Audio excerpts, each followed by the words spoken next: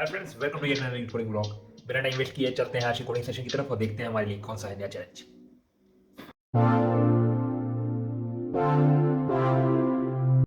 Hi friends, I am back from my coding session और आज का जो क्वेश्चन था उसका नाम था सबसेट्स। यानी कि क्वेश्चन का जो नाम है वो तो वैसे सबसेट्स है। क्वेश्चन में है क्या कि आपको एक एरे गिवन है और आपको उस एरे के जितने भी पॉसिबल सबसेट्स हैं वो जनरेट करने हैं। समझ रहे हैं आप? तो एक एग्जांपल यहाँ पे जो दिया हुआ है उसको ही ले लेते हैं। जैसे 1 2 3 दिया है ना?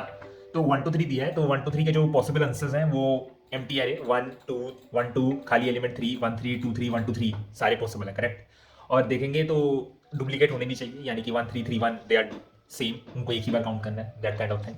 रिटर्न ऑल पॉसिबल सबसेट्स है, तो इसका मतलब क्या है, कितने आंसर्स पॉसिबल हो सकते हैं। तो एक चीज अगर आप इस क्वेश्चन में देखेंगे, सीधा मुद्दे पे आते हैं क्योंकि ये क्वेश्चन में ज्यादा कुछ है नहीं, मतलब मेरे हिसाब से मीडियम टाइप का क्वेश्चन है। तो क्वेश्चन को सॉल्व कैसे करना है वो देख लेते हैं सीधा सीधा, क्योंकि कुछ खास मेरे को दिखता नहीं है इस क्वेश्चन के अंदर।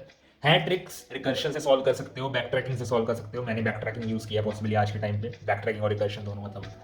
और एक और तरीका है उसके ऊपर मैं डिस्कस करता हूँ, क्योंकि वो मैंने अपने पुराने सबमिशन देखे तो मैंने किसी जमाने में वो भी सबमिट किया, तो वो क्या सोल्यूशन था, वो भी अच्छा सोल्यूशन लगा मेरे को, तो वो भी एक बार डिस्कस कर लेंगे।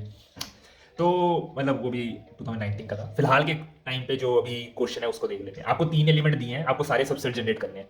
तो एक चीज आपको दिखा देता हूँ कि सारे सबसेट्स जनरेट करने के लिए आपको कितने, मतलब कितने सबसेट्स हो सकते हैं एक्चुअल में। 2 to the power n, जहाँ पे n होगा नंबर ऑफ एलिमेंट्स। यानी कि अगर 3 एलिमेंट है आपके एरे के अंदर, आपको टोटल सबसेट जनरेट करने हैं, तो that will be 8 actually, where n = 3। तो आपके 8 टोटल सबसेट्स होंगे, आपको फिर वो जनरेट करना पड़ेगा। तो गिन लेते हैं, 1 2 3 4 5 6 7 8, 8 है तो पॉसिबल। तो भाई रिकर्शन में तुमने क्या किया? रिकर्शन में मैंने तो सिंपल किया है, you try to consider every element. वहाँ से दो पॉसिबिलिटी है कि तुम उसको इंक्लूड करो, अदरवाइज तुम उसको एक्सक्लूड करके अगली रिकर्सिव कॉल करो। तो basically what I am trying to say is, जब मैंने एक एन एलिमेंट ले लिया, एक वेक्टर बना लिया और एक डीएफएस रख लिया, डीएफएस 0 से शुरू होगा। एक टेम्पररी एरे है, टेम्पररी एरे के अंदर मैंने पहले 1 को पुश किया, ठीक है। 1 को पुश करने के बाद मैंने अगला इटरेटिव कॉल मारा कि idx+1 अगले इंडेक्स के लिए चेक करो, तो वो 2 के लिए चेक होगा। और वैसे ही अगले के लिए वो 3 के लिए चेक होगा। जब आप वापस आ रहे होगे, आप पॉप बैक करोगे, अगली बार के लिए डीएफएस कॉल होगा। लेकिन यहाँ पे कुछ पॉप नहीं होगा, तो क्योंकि पहले 1 2 3 था तो आपने पॉप किया होगा तो 3 उड़ा होगा, तो 1 और 2 के लिए रिकर्सिव कॉल होगा। समझ रहे हो? और वो 3 पे होगा तो 1 और 2 पुश हो जाएगा। इस तरीके से धीरे धीरे 1 पुश हो जाएगा, पॉप करते करते सब कुछ। तो ये सब जो चीज़ें हैं ये इस तरीके से चलेगा। बेसिकली ये जो रिकर्सिव तरीका है, ये तो आपको मतलब उम्मीद करता हूँ थोड़ा समझ आ गया होगा। जिसको रिकर्शन पता है उसके दिमाग में अभी तक ट्री बन गया होगा। बेसिकली क्या करना है कि आपको हर एलिमेंट को कंसिडर करना है।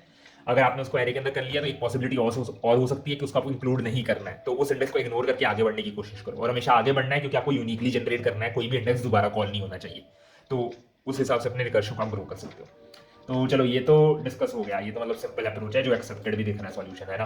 तो दूसरी अप्रोच क्या है, मतलब दूसरी अप्रोच जो है वो है बिटवाइज ऑपरेटर्स के साथ। एक्चुअल में अगर आप ध्यान से देखोगे 2 to the power³ 8 होता है ना। अब 0 से लेके 8 तक के ना आप सारे बाइनरी रिप्रेजेंटेशन देखो क्या होता है, 8 4 2 1, है ना। तो पॉसिबल क्या है, 1 0 0, ये सबसे बड़ा पॉसिबल है, 0 1 1।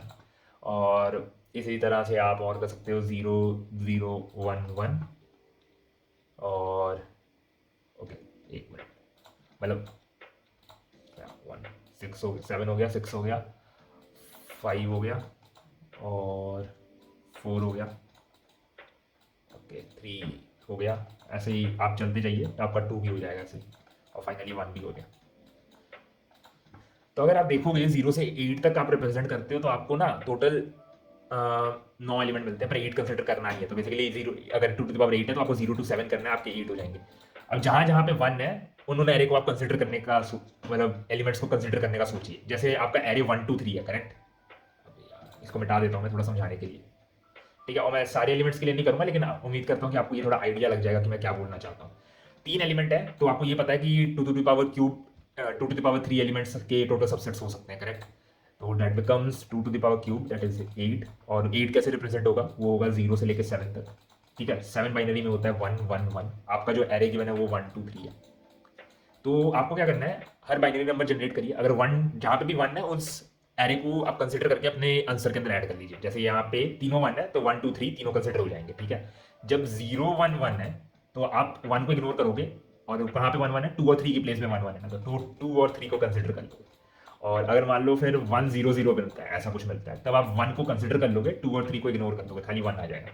वैसे ही आपको 0 1 0 मिलेगा तो उसमें आप खाली 2 को कंसिडर करोगे। ऐसे ही आपको कहीं ना कहीं 1 0 1 मिलेगा तो उसमें आप 1 और 3 को कंसिडर करोगे। ऐसे अगर आप करोगे 0 to 7, आप देखोगे कि आपने हर एलिमेंट कंसिडर कर लिया है। जब तीनों जीरो होंगे तब आपको कुछ भी कंसिडर नहीं करना, तो एम्प्टी भी कवर हो रहा है। आप समझ रहे हैं ट्रिक क्या है? तो एक ये तरीका है सॉल्व करने का।